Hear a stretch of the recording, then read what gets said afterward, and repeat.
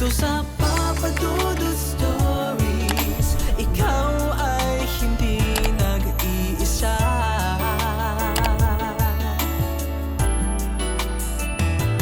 Dito sa Papa Dudut Stories, may nagmamahal sa'yo. Papa Dudut Stories, Papa Dudut Stories. Dear Papa Dudut, sa lahat po ng mga nakatutok ngayon, huwag pong kalimutan mag-like, mag-share at mag-subscribe. Maraming salamat po sa inyong lahat.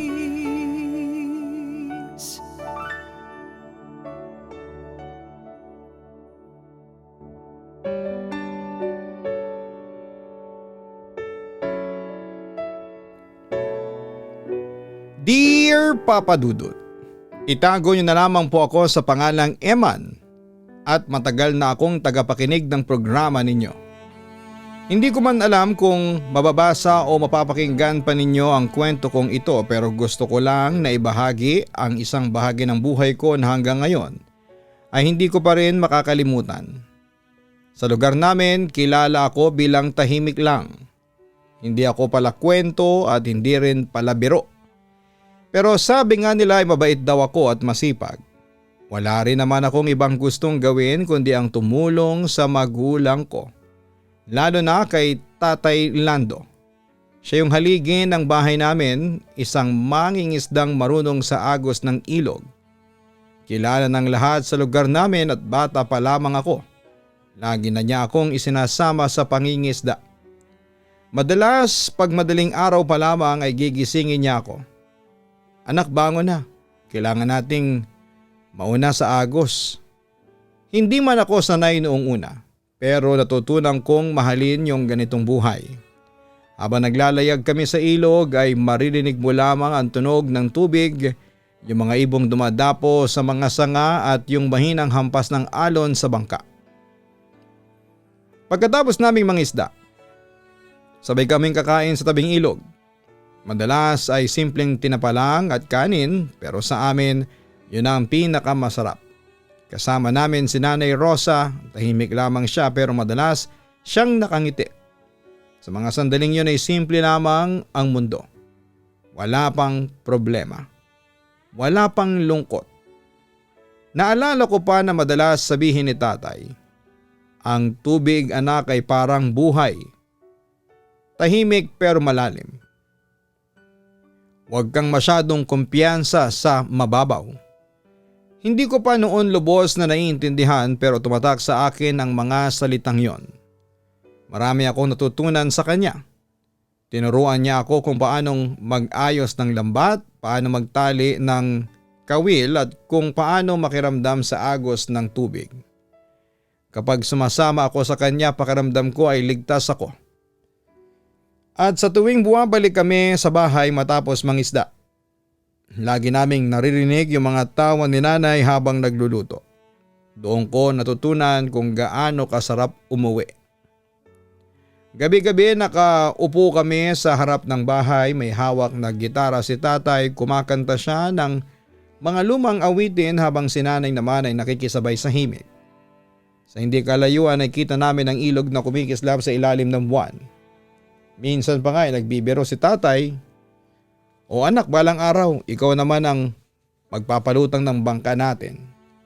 Ngumiti lamang ako noon at hindi ko alam na may bigat pala yung sinabi niya.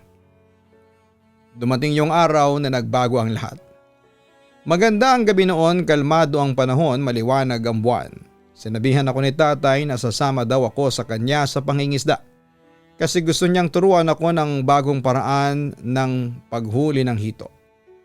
Madaling-madali lang to, Eman, sabi niya habang inaayos ang lambat.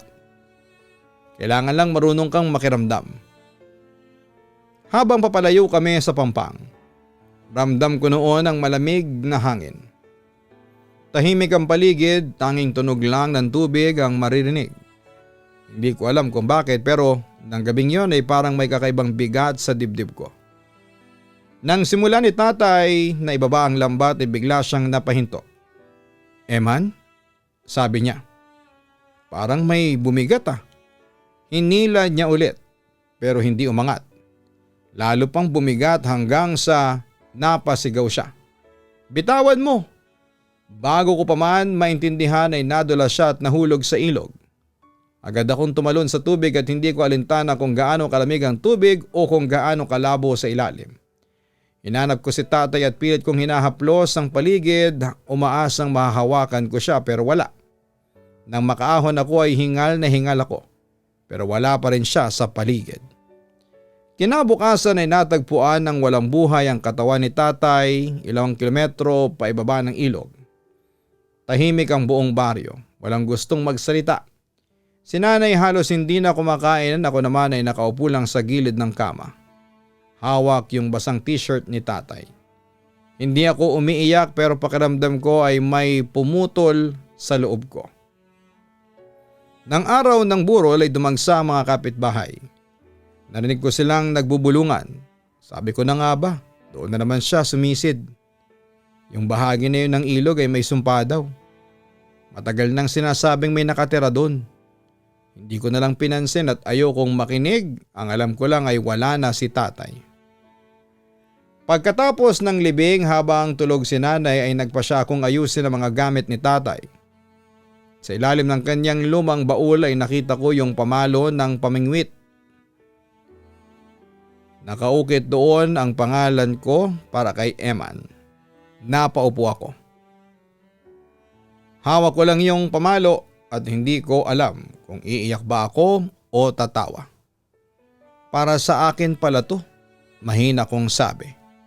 Hindi ko alam kung ano ang pumasok sa isipan ko pero nang gabing ring yon ay bumalik ako sa ilog.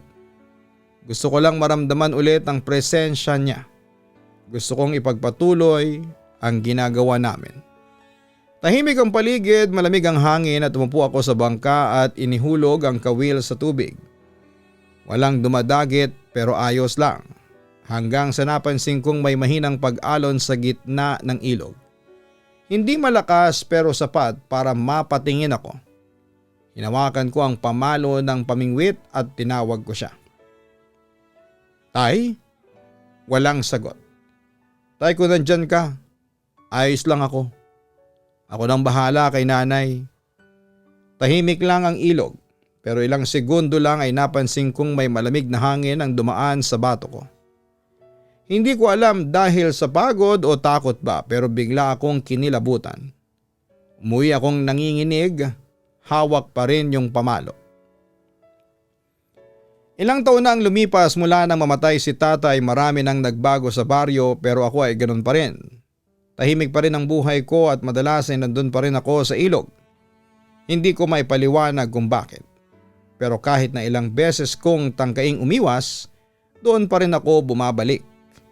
Para bang bahagi na ng katawan ko yung amoy ng tubig. Yung tunog ng mga alon at yung lamig ng simoy ng dapit hapon. Sa mga panahong yon, 25 years old na ako at may sarili na akong bangka, ako na rin ang bumubuhay kay nanay.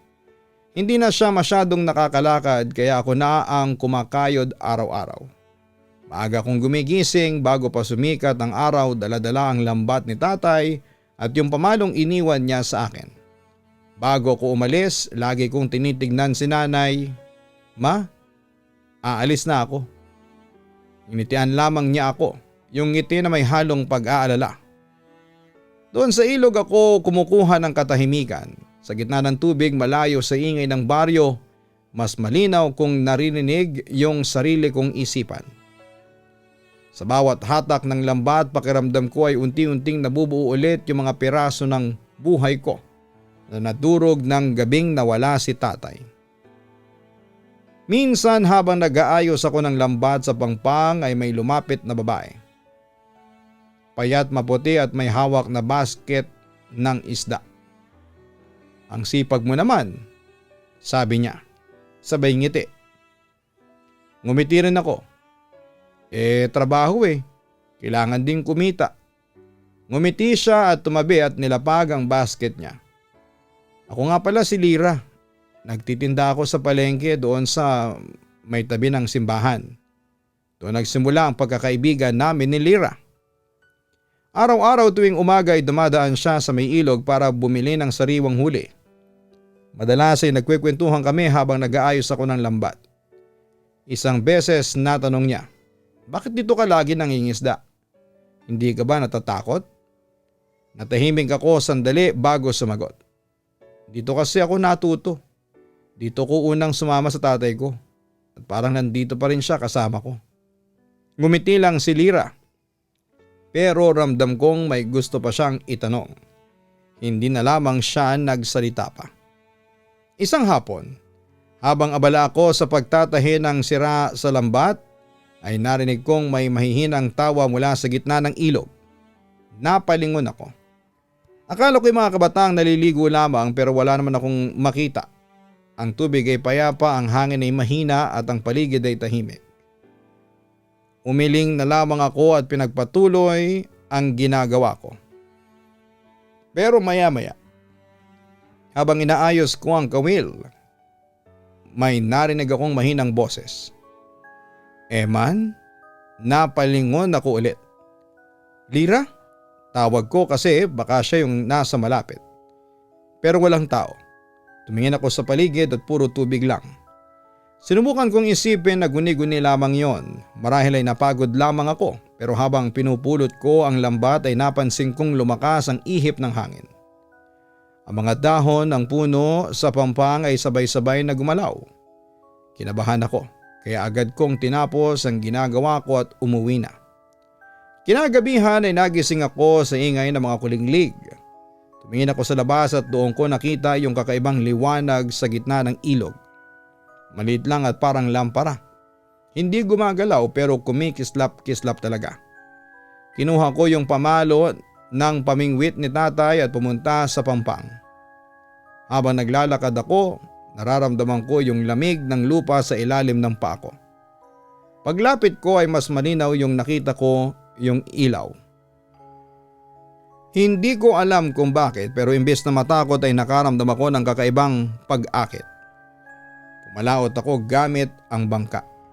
Tahimik, ang buwan ay nasa ulap at ang tubig ay kalmado. Bawat sagwan ko ay tunog lang ng tubig ang maririnig. Paglapit ko sa gitna ay doon ko napansin na may anyong lumitaw sa ibabaw ng tubig. Hugis bahay. May ilaw sa loob at sa loob ay may mga anino ng taong nagsasayaw. Minsan may maririnig akong tugtugin, lumang kanta at parang fiesta sa baryo. Napatayo ako sa bangka. Habang lumalapit ako ay parang lumalayo yung bahay. Hanggang sa biglang kumulog at bumuhos ang ulan. Nasagi ng bangka ko ang kung anong bagay at tuluyan akong nahulog sa tubig. Nagising ako sa loob ng isang bahay, Papa Dudut. Tuyo ang katawan ko pero hindi ko alam kung paano ako napunta doon.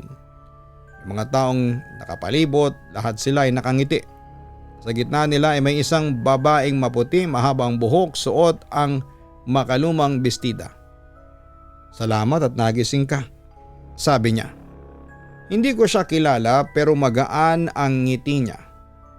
Sa mesa may mga pagkain, adobong baboy, pritong tilapia, ginataan at suman. "Para sa iyo ito," sabi niya habang inaalok ako. Umupo ako, gutom ako noon kaya hindi na ako nagtanong. Habang kumakain ako ay may maririnig akong musika sa labas. Lumang tugtugin at parang sayawan. Maya-maya ay pumasok yung babae ulit, hawak ang lampara. "Halika, sumayaw ka muna." Tumayo ako at sinabayan siya. Pero habang umiikot kami ay napansin kong malamig ang kamay niya. Sobrang lamig na parang tubig ilog. Habang sumasayaw ay marahan siyang lumapit sa tenga ko at bumulong. "Eman, umalis ka na habang may oras pa." Napatigil ako. "Ha?" tanong ko. Pero bago ko pa siya masagot ay nagsimulang kumislap-kislap ang ilaw. At doon ko nakita ang refleksyon namin sa salamin sa dingding. Ang mga taong nagsasayaw sa likod namin ay kakaiba. Malalaki ang ulo, berde ang balat at may matutulis na ngipin. Napaatras ako. Paglingon ko sa kanila ay normal na ulit ang mga mukha nila. Ngumiti pa yung isang babae nang napaatras ako. "Saan ka pupunta?" Ngumiti ako, pilit. Magpapaalam lang po sana, pupunta ng banyo. Ihing-ihi na kasi ako. Paglabas ko sa likod ay diretsyong tumakbo ko palabas ng bahay. Paglingon ko ay nagbabago ang itsura ng mga mukha nila. Nagiging matulis ang ngipin, humahaba ang mga mata. Tumalon ako sa bangka at naglayag papalayo. Habang lumalayo ako ay narinig kong humihigpit ang hangin. Ang bahay sa gitna ng ilog ay nagkikislapan ng mga ilaw, tapos ay unti-unting naging parang usok. At bago tuluyang maglaho, may tinig ng babae na sumigaw mula sa gitna ng dilim. Babalik ka, Eman. Paglingon ko ay wala na yung bahay. Ang ilog ay kalmado ulit. Ang liwanag ng buwan ay bumalik pero ang puso ko ay kumakabog pa rin. Papadudot, pagmulat ng mata ko ay ramdam ko kaagad ang bigat ng ulo ko. Basa ang katawan ko, malamig at amoy ilog ang paligid. Nasa may pangpang ako at may mga tao sa paligid ko. Tinutulungan akong bumangon. Si Lyra agad ang unang lumapit. Eman, salamat sa Diyos at gising ka na. Yakap niya ako ng mahigpit. Hindi ko kaagad maalala kung ano ang nangyari. Basta ang huli kong natatandaan ay nasa gitna ako ng ilog, tapos may nakita akong bahay. May tugtugan, may mga taong nagsasayawan, tapos ay bigla akong nahulog. Anong nangyari? Tanong ko kay Lyra habang pinupunasan niya ang mukha ko. Sabi ng mga tao, nahulog ka raw sa bangka kagabi. Buti na lang at nakita ka ni Mang Delphine. Halos tanghali na lang makita ka sa may pangpang. Akala nga namin. Hindi na niya tinapos. Tumingin lamang siya sa lupa at nagpipigil ng luha. Tahimik akong napayoko at hindi ko masabi sa kanila na hindi lang ako basta nahulog. Gusto kong ikwento yung nakita kong bahay, yung mga taong nakapalibot sa akin, yung babaeng bumulong sa akin na umalis ako habang may oras pa. Pero paano kung sabihin nilang nasisiraan ako ng ulo? Sinubukan kong ipaliwanag kay Lyra ang nangyari. Lyra, hindi ako basta nahulog. May bahay sa gitna ng ilog kagabi. May mga tao, may lampara, may tugtugan. Natahimik siyang sandali. Eman, wala namang bahay sa gitna ng ilog. Paano magkakaroon nun? Hangin lang yun at baka napapagod ka lang. Pero alam kong totoo yung nakita ko, Papa Dudut. Hindi yun basta panaginip. Kinabukasan habang nasa bahay ako ay narinig ko pa rin sa isipan ko yung tunog ng violin. Paulit-ulit, parang may gustong ipaalala.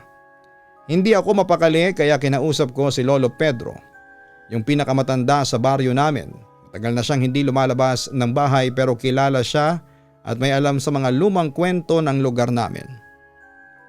Pagpasok ko, naamoy ko kaagad yung mahalimuyak na tabako at lumang kahoy.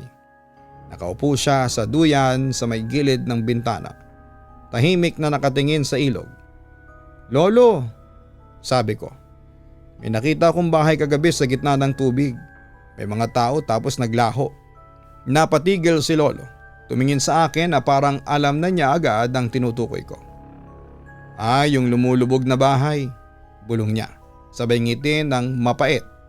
Napakunot noo ako. Lumulubog na bahay? Tumango siya sabay kuha ng lumang tasa ng kape. Matagal ng kwento yun, Eman. Panahon pa ng lolo ko. May nangyari raw nakasalan sa tabing ilog. Masayang masaya raw, puro tawa at kantahan. Pero biglang bumuhos ang malakas na ulan, bumigay ang lupa at nilamon ng tubig ang bahay pati na ang mga bisita. Wala ni isang nakaligtas. Tahimik akong nakinig at ramdam ko ang lamig sa bato ko habang nagsasalita si Lolo. Simula noon ay tuloy niya. Sabi ng matatanda, tuwing kabilugan ng buwan ay bumabalik daw yung bahay sa gitna ng ilog. Parang gusto rin daw nilang ipagpatuloy yung kasal na hindi natapos. Hindi ako nakapagsalita, tinitigan ko lamang ang ilog sa labas ng bintana. Malinis at kalmado. Pero sa ilalim noon parang may lihim na buhay. Lolo, sabi ko, baka yun yung nakita ko. Kung ganun ay huwag ka na muling pupunta ron. lalo na kapag maliwanag ang buwan. Yung mga nakakakita raw doon minsan ay hindi na bumabalik. Habang pauwi ako ay ramdam ko pa rin yung malamig na simoy ng hangin. Tumama sa balat ko yung amoy ng tubig ilog. At sa hindi kalayuan ay may narinig akong mahina pero malinaw na tugtog ng violin. Hindi ako naghintay. Tumakbo agad ako papauwi. Pagdating ko sa bahay nakita ko yung lampara na nakuha ko noong gabing yon. Nilagay ko sa mesa, pinunasan ko dahil puro putik. Pagdampi ng kamay ko ay biglang may kumislap sa loob nito.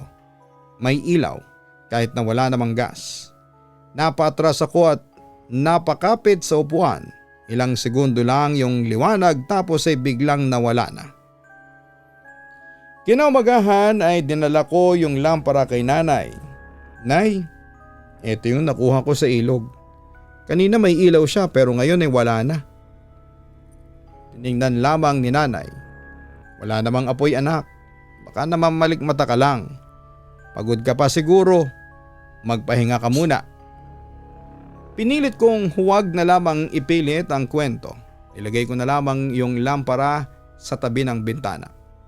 Kinagabihan bago ako matulog ay napansin ko na may liwanag na nasa loob ng lampara. Mahina lang pero malinaw, tapos ay mula sa bintana. Nakita ko na may liwanag din sa gitna ng ilog. Eksaktong lugar kung saan ko nakita yung bahay. Hindi ko na alam kung ilusyon lamang o totoo pero naramdaman ko yung kaba na bumalik sa dibdib ko. Kinabukasan, maaga akong bumangon pero pagdating sa palengke may balita agad. Si Mang Arturo, isa sa mga veteranong mangingisda ay nawawala raw. Sabi ng asawa niya lumabas lamang siya kagabi, nangingisda raw hanggang ngayon ay hindi pa umuwi. Nagsama-sama kami ng mga mangingisda para hanapin siya. Sinundan namin yung agos ng ilog hanggang sa may dulo at doon namin nakita ang bangka niya. Walang tao pero basa ang loob at parang may sumakay. Walang bakas ng katawan pero may mga tuyong dahon at basag na lampara sa gilid. Habang nakatayo ako sa pampang ay nakita ko ang gumagalaw na tubig sa gitna. May anino ng tubig na nakatayo. Mahaba ang buhok, nakangiti. Nilapitan ko pa nga ng tingin. Mang Arturo? Tawag ko. Tumalikod yung taong ngumiti at nakatayo pa rin sa gitna ng tubig. Parang hindi siya lumulubog. Tumaas yung balahibo ko. Lumakad pa ako ng kaunti. Pero bago ako nakalapit, bigla siyang lumubog. Diretso at parang hinila pa ibaba. Walang bula, walang alon, walang kahit na anong bakas. Eman, umuwi na tayo. Sigaw ni Lira. Napatingin ako sa kanya. Nanginginig yung boses niya. Wala na si Mang Arturo. Halika na. Umuwi kami pero hindi na ako mapakali.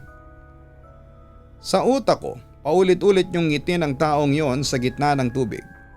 Pag-uwi ko ay pinatay ko na ang lampara. Nilagay ko sa ilalim ng mesa pero bago ako matulog, may narinig akong mahinang tunog ng violin. Dahan-dahan akong tumayo. At paglingon ko sa bintana, may liwanag na naman sa gitna ng ilog. Hindi ko na alam kung bangungot ba ito o totoo. Pero mula noon ay may connection ako sa ilog na yon. At hindi ko alam kung kailan ako bibitaw dito. Matapos yung pagkawala ni Mang Arturo, sinubukan kong umiwas sa ilog. Pinilit kong magpakaabala sa ibang bagay. Tumulong sa nanay sa tindahan, nag-ayos ng lambat sa bakuran, nagkumpunin ang bubong ng kubo namin pero kahit na anong gawin ko, yung tunog ng tubig parang sinusundan pa rin ako. Minsan sa gabi, habang nakahiga ako ay maririnig ko yung kaluskos ng sagwan, may ritmo, dahan-dahan, parang may bangkang dadaan. Pero pagsilip ko sa bintana ay madilim lamang sa paligid at tahimik. Isang gabi malinaw kong narinig ang boses na yon. Malambing mahina pero malinaw na malinaw. Eman, napatingin ako sa bintana. Walang tao pero sigurado akong hindi ako nagkakamali. Hindi yon hangin. Kinabukasan pumunta ako kay Lira.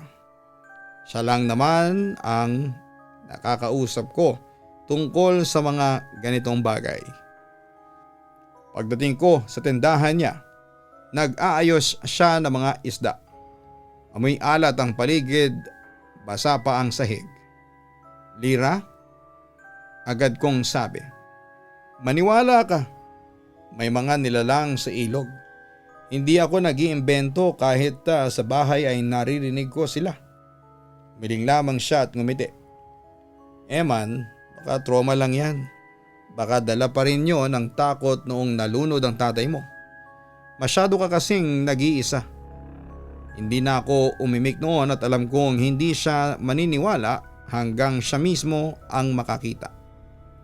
Pag-uwi ko ay tahimik akong naglakad sa gilid ng ilog.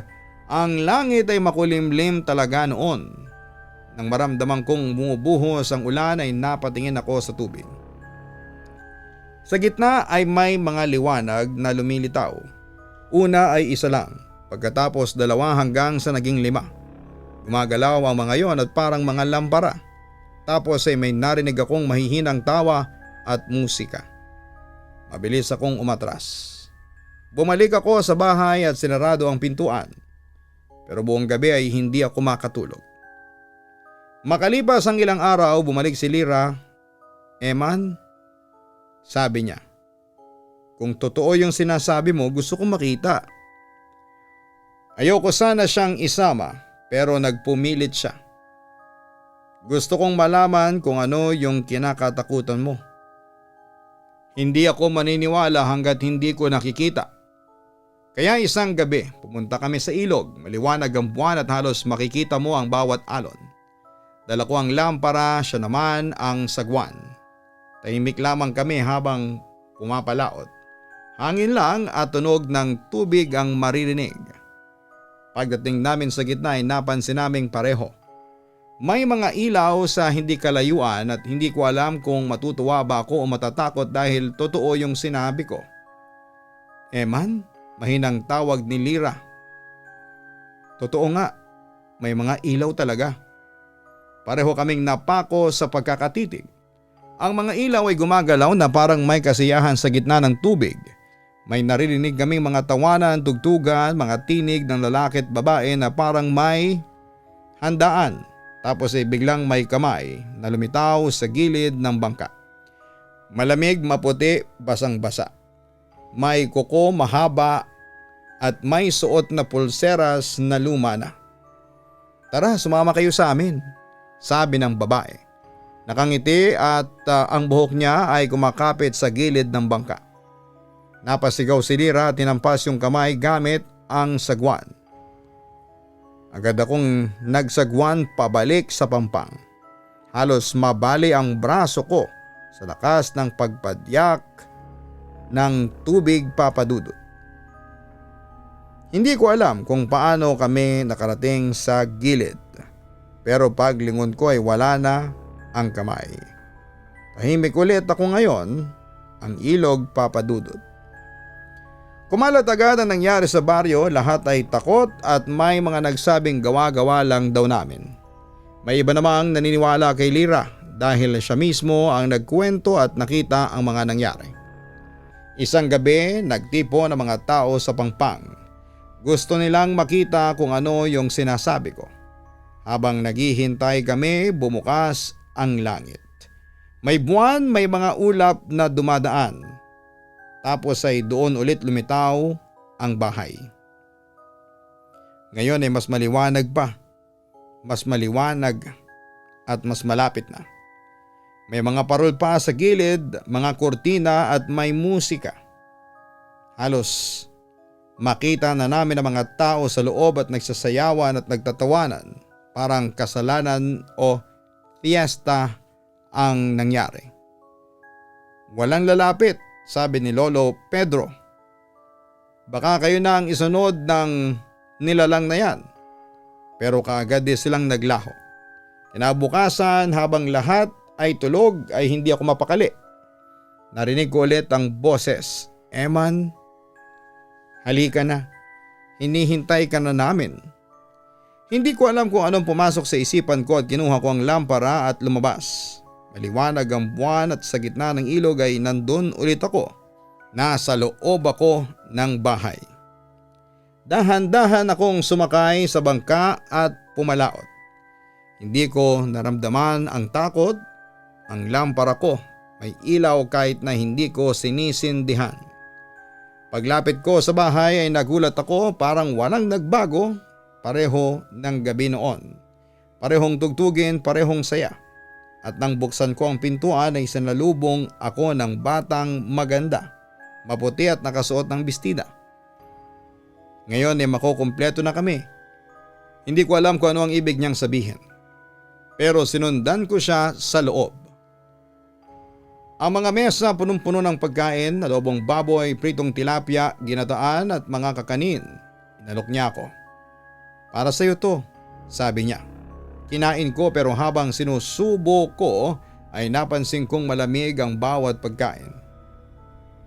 Parang galing sa yelo. Ngunit sa paligid ko ay masayang-masaya ang lahat. Nagkakantahan at nagtatawanan. Tumugtog ulit ang musika at lumapit sa akin yung babae. Inabot ang kamay ko. "Sumayaw ka naman, Eman. Hindi mo ba kami nami-miss?" Hindi ko maintindihan. "Sino kayo?" tanong ko. Ngumiti lamang siya. "Si Lira, malapit nang dumating." Kinabahan ako. "Anong ibig mong sabihin?" Ngumiti lang siya ulit at nagpatuloy sa pagsayaw. Pagmulat ko ay nasa higaan ako. Iniisip kong panaginip lang ang lahat pero nang marinig ko ang mga tao sa labas ay napabalikwas ako. "Nawawala si Lira," sigaw ng kapitbahay. Halos mahulog ako sa kama. Agad akong lumabas at tumakbo sa pangpang. Nandun ang mga tao nagkakagulo, sabi ng ina ni Lira ay lumabas lang siya kagabi, sabi niya ay pupuntahan ka raw. Nanlamig ako. Simula noon ay araw-araw akong nasa pangpang. Hindi na ako natutulog ng mahimbing. Alam kong may kinalaman ang bahay na yon sa pagkawala ni Lira. Isang gabi ay nakita kong lumulutang ang puting panyo ni Lira sa tubig.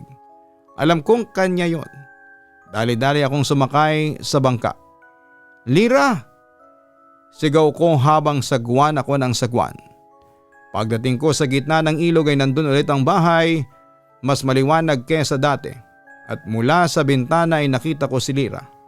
Nakasuot ng lumang bestida, nakangiti. "Eman, halika na." Hindi ko na inisip ang takot. Pumalaot ako hanggang sa makapasok ako sa loob. "Bitawan niyo siya," sigaw ko. Tumigil ang musika, lahat ng tao ay huminto. Sabay-sabay silang tumingin sa akin, nakangiti pero walang buhay ang mga mata. Lumapit ang babaeng bride na nakita ko doon. "Dapat kasi ikaw ang pumalit sa amin noon, Eman. Pero tumakas ka." Hindi ko alam kung anong ibig niyang sabihin, Papa Dudut. Hinawakan niya ako sa braso. "Ngayon babawi kami. Isa sa inyo ang mananatili dito." Lumapit ako kay Lira, hinawakan ko siya sa balikat. Umiyak si Lira. Niyakap ko siya ng mahigpit. "Tatakbo tayo. Huwag kang lilingon kahit na anong mangyari." Tumakbo kami palabas, ramdam ko yung lamig ng paligid at yung mga sigaw ng mga taong humahabol sa amin. Sumabay kami sa bangka at habang lumalayo ay narinig ko pa rin yung mga tawa ng bride at yung tugtog ng violin. Ang bahay ay unti-unting lumulubog sa tubig kasabay ng mga sigaw at tawa. Hanggang sa wala na. Pagsikat ng araw ay tahimik ang ilog, wala ng liwanag at wala ng bahay. Si Lira ay himbing na parang walang nangyari. Dinala ko siya sa bahay nila ilang araw bago siya muling nagising. Nang magising siya ay hindi niya maalala ang lahat. Normal ulit ang baryo, Papa Dudut, wala nang nagbanggit ng tungkol sa bahay. Sabi ng mga matatanda, huwag niyo nang guluhin ang ilog. Ako naman ay pinilit kong bumalik sa normal. Pero minsan habang nasa kubo ako, napansin kong umilaw ulit ang lampara ko. Ngayon ay kulay asol at hindi na dilaw. Tahimik lang akong napangiti, siguro'y paalala lamang yon. Kinuha ko ang lampara, nilakad ko papunta sa ilog at nilagay ko ito sa ibabaw ng tubig at pinanood habang unti-unting lumulubog. Kinabukasan, pagising ko ay napansin kong may bakas ng kamay sa braso ko. Malamig ang pakiramdam pero hindi masakit. Napatingin ako sa tubig. Tahimik lamang ito. Kalmado pero sa ilalim ay parang may kumikintab. Mula noon tuwing nangingisda ako ay lagi kong naririnig ang mahina at mahinang tinig ng babae. Parang may nagdadasal sa ilalim ng tubig. Hindi na ako natatakot, parang alam kong hindi sila masama. Baka nga totoo nga yung sabi ni Lolo Pedro, naipit lang sila sa kasiyahan na hindi natapos. Tuwing kabilugan ng buwan ay bumabalik ako sa ilog. Pero ngayon ay wala na akong nakitang bahay, wala ng ilaw at wala ng mga tawanan. Tahimik lang ang paligid. Inayos ko ang lambat, nilinis ko ang bangka at tumingin sa langit. Ngayon tuwing umaga nakikita ako ng mga bata sa baryo. Tahimik lang na nangingisda sa may dulo ng ilog. Mas malamig ang simoy ng hangin, mas maliwanag ang tubig. Habang nag-aayos ako ng kawil, napapangiti ako. Sabi ko nga, mahilig talaga akong mamingwit sa ilog sa may dulo ng baryo namin. Tahimik doon at malayo sa ingay at maganda ang simoy ng hangin. Pero minsan habang nakaupo ako sa bangka ay napatingin ako sa gitna ng ilog. Kasi noong araw na yon habang ako'y nangingisda ay may nakita akong kakaiba na hindi ko makakalimutan. Ngayon tuwing maliwanag ang buwan ay hindi na ako nagtatagal sa ilog. Kasi baka marinig ko ulit ang mga tawa mula sa gitna ng tubig. At baka sa sumunod, isama na nila ako sa sayawan. Lubos na gumagalang, Eman. Salamat sa kwento, Eman, at maraming aral ang dala nito. Una ay hindi lahat ng bagay na nakikita natin sa paligid ay puro normal.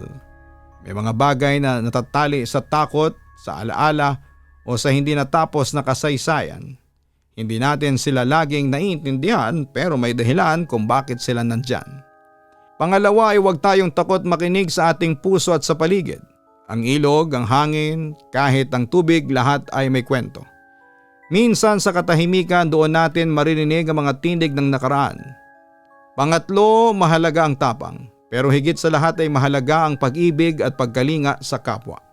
Dahil sa tapang at pagmamahal mo kay Lira ay naprotektahan mo siya at naiwasan ang mas masama.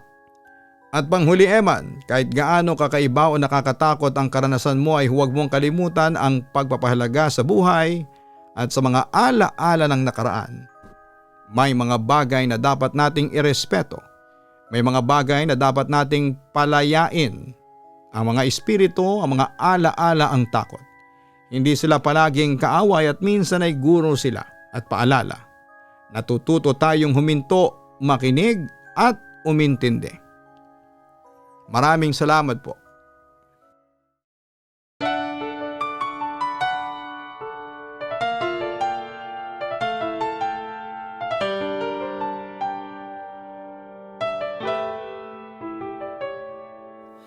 Ang buhay ay mahiwaga,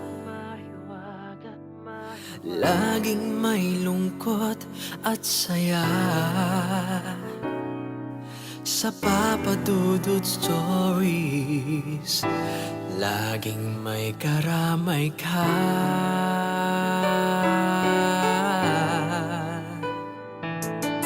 Mga problemang kaibigan, dito ay pakikinggan ka. Sa Papa Dudut Stories, kami ay iyong kasama. Dito sa Papa Dudut Stories, ikaw ay hindi nag-iisa.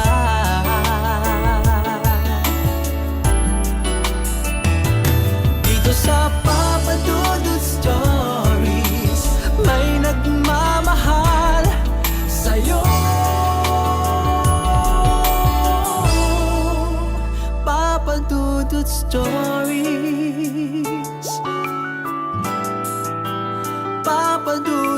Stories.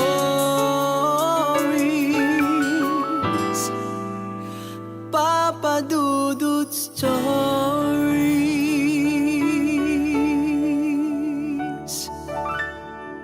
Dito sa Papa Dudut